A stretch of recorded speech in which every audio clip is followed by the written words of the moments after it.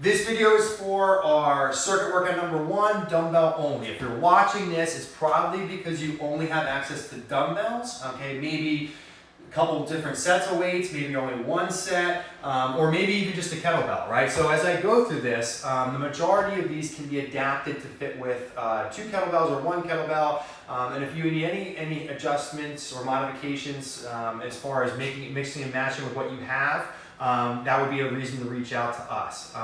Another thing along those lines is when you look at the programming, as far as the rep ranges that are on there, think of that as kind of the sweet spot for if you have a good match with your weight versus your strength and your ability level. So what I mean by that is, if you see for 3-point rows where it says maybe to do 10 or 12 reps, and you only have like lighter dumbbells and you get to 12 reps and it's like super easy, well then you should go beyond that, right? So this is kind of the suggestion, the sweet spot, but you need to match what you're doing with your ability, right? So if you can do double the reps, you should do double the reps, right? So if you can do 20 reps of a dumbbell exercise, and that's what you need to get the full benefit from the workout, then feel free to do that, okay? So it's not just about matching the equipment, it's also trying to adjust the reps or the suggested exercises and reps on there to match up with what you have to get the full benefit of the workout, okay?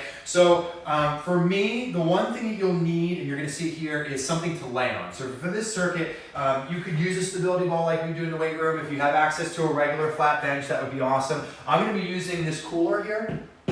And what I would suggest doing is filling it with something. So I found, as I've been doing and playing around with a regular cooler, it is great to step on, to lay across. I'm going to do bench, I'm going to do pullovers on here, is weighing it down. I found when it was empty, it would slide or tip over a lot. This just helps kind of make it a little bit safer. But another option would be to have, if you need a bench or something to lay on, is a board and 2 chairs. So you can lay that board across 2 chairs.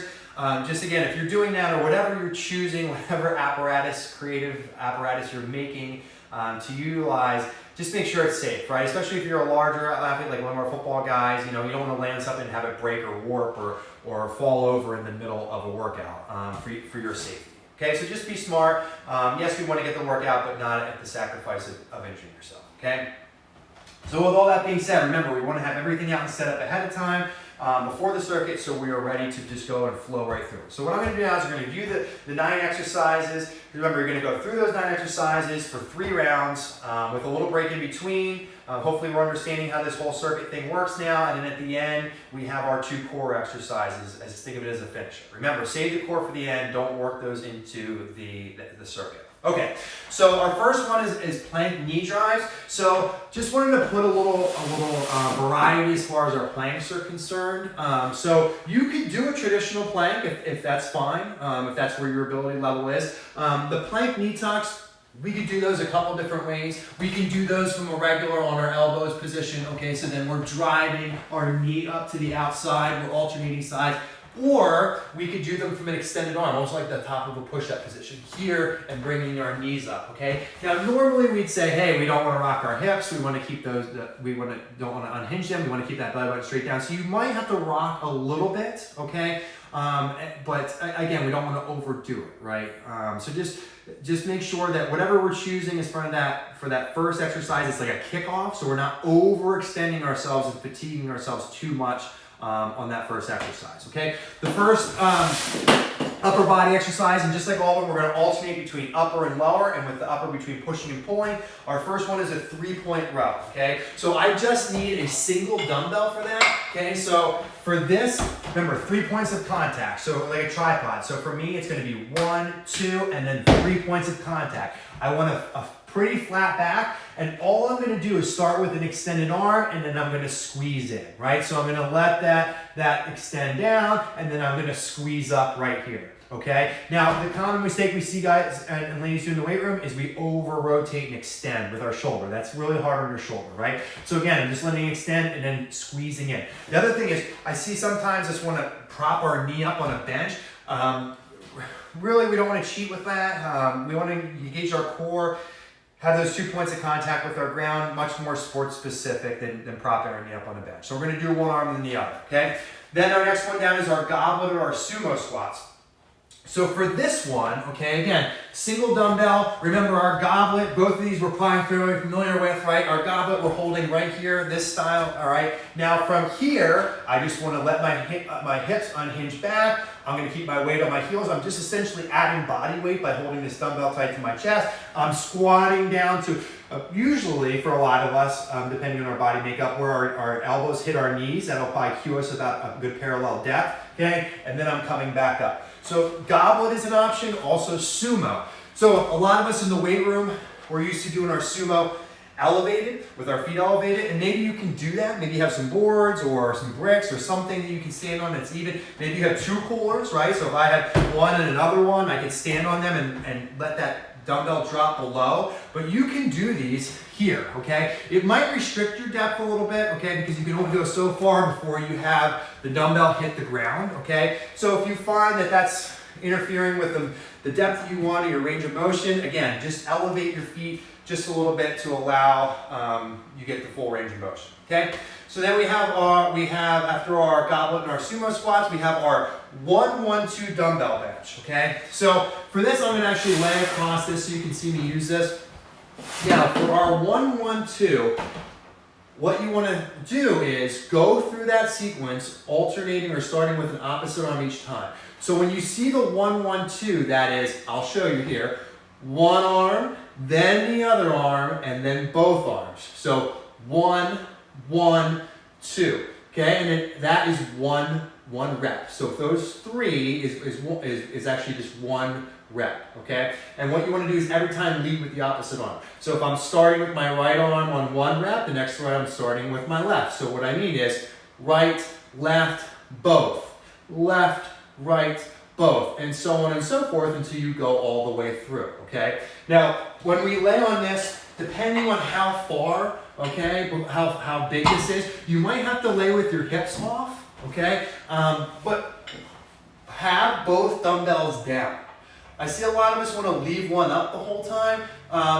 Listen, if we were bodybuilding or, maybe not training for a specific sport, that might not be the worst thing. But for a lot of us, that's a lot of time or extra tension on our shoulders or extra wear and tear on our shoulders. We really don't need that, right? So instead, I would suggest keeping both down and then only having one move at the same time. And again, I'm leading with the opposite side each time, okay? Just remember, more so for this and some of the other exercises, you don't have a spotter. Or we might not. If you have a spotter, a brother, a sister, a parent, someone at the home that can spot you, great. But if not, just be careful as you're dropping weights and as you're pushing through for that extra rep, not to overextend yourself and put yourself in a compromised position, okay? So just be smart, especially because there's an endurance factor and a fatigue that factors into the exercises when we're doing them in a circuit style like this, okay? The next one is our step-ups. So again, I'm gonna need to utilize this guy right here. So for our step-ups, right? So if I was doing it without body weight, I would want to have my opposite arms working with each other, okay, almost like we're doing our march. So for this, we can't do that. So for the upper half, I'm going to show you a couple different ways of how we can hold it goblet style. If we only have one or a kettlebell, we can hold dumbbells at our sides, okay? So I can hold them here at my sides. I can put them up on my shoulders. Some of us like to do this as we do our step-ups. If I only have a single one, I can hold it, again, goblet style and do this, okay? But for my lower body, my emphasis becomes being violent with both legs, okay? So instead of just stepping up, which I see sometimes a lot of us want to do, we want to take that nice gentle step and then come up. We want to think about crushing a can of soda on there. So I want to be violent, I want to stop, okay? So the leg that comes up, how I'm holding with dumbbells, let's just say I'm holding up my sides here, I'm going to stop and then drive my opposite knee and then come back down, completely back down. Sometimes, yes, we will tell you leave one foot up or if we're doing them a certain way, but for this, you want to come all the way down, okay? So then I'm going to do all one side and the other. Let's just pretend I did all my right leg. Now I'm going to go to my left, stomp, and I'm going to drive that opposite knee up. So the big thing with that leg that comes up is we want to make sure our foot is not sagging underneath our butt. We want to mirror our running form or help groove that running form. And I accomplish that when that leg comes up, I can see my toe now in front of my knee, okay? We don't want to let that foot sag, right? We're shortening our stride there, okay? Instead, here's where we want to be, right?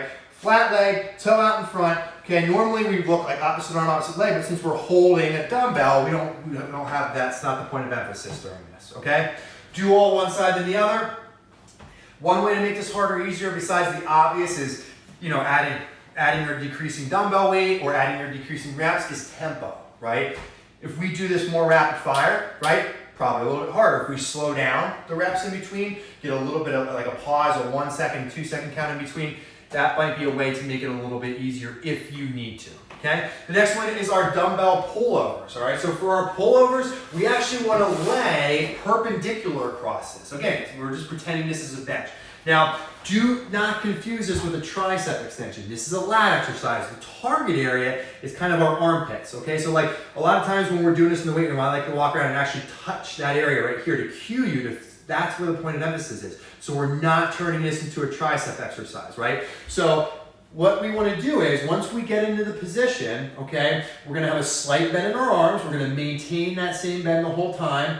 And we're going to allow that dumbbell to pass behind our heads, okay? But watch your depth and your range of motion, especially if you've never done this before, if you have a history of shoulder issues, or you're an overhead throwing athlete, which a lot of our overhead throwing athletes, we have a lot of experience doing this. But just if you're novice at doing this exercise, just watch your depth initially. The other thing I want to comment on is if you're doing them on a stability ball, which is fine, you can do them on there, is because of the instability and because it's an overhead position and it puts our shoulders in a little bit more of a vulnerable position, maybe don't get too heavy with those if possible. If you can adjust your weight selection there, maybe do a little bit lighter or maybe less reps, just because there is that instability factor, that would be a suggestion or an emphasis, okay? So for me, I'm gonna take this dumbbell, I'm gonna get situated here. What does that look like? My shoulder blades are on this. So you can rest your head, depending on how big of a size it is. But the big thing is that my hips aren't sagging, right? So I want to squeeze my butt just like I'm laying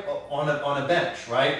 From here, I'm going to cup this. So I'm holding this, I'm kind of cupping it from here, okay? And I'm starting with it over my head. I'm going to let it kind of reach down behind me till I feel a good stretch in that armpit area, and then I'm going to come back up. Again, I'm not doing like a skull crusher, right? It's not a tricep exercise. Again, the target area is the lats, and I should also feel this down into my core, right? And if you're not, it's probably because you're letting your hips sag maybe a little bit too much, and make sure that also you're squeezing that butt the whole time. Okay, so that's our pullovers. Just be smart with that one. Next one is our RDLs. So we'll do the single leg and the double leg version. This is the double leg. This, honestly, out of all the exercises we do, I find this is one of the hardest ones to coach, right?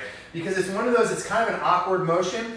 A lot of it is impacted by our body type, like our torso length versus our light length, and also our just mobility / flexibility, right? Some of us tight hamstring versus some of us, that get down, that are good benders, okay, or a little bit more lax.